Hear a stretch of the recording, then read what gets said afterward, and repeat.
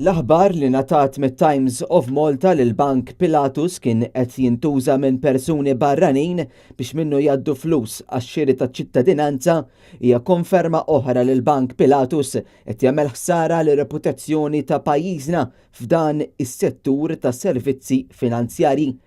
Kienet il-medja li kixfet kif persuni li xtraw passaport Malti fetħu kontijiet fil-Bank Pilatus u użawhom biex jgħaddu il-flus minnhom.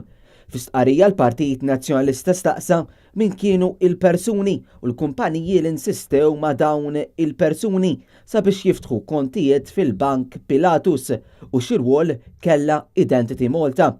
Il-Partit Nazzjonalista jfakkar ukoll ir-rapport tal-FIU li kien żvelat matul is-sena li għaddiet wara li kontijiet fil-Bank Pilatus kienu qegħdin jintużaw għal ħasil ta' flus li jkunu ġejjin mill-beħ taċ-ċittadinanza Maltija. Dan ir-rapport tal-FIU kien talab lill-Pulizija biex tieħu azzjoni dwar ħasil ta' flus iżda ma ttieħdet l-ebda azzjoni dwar dan.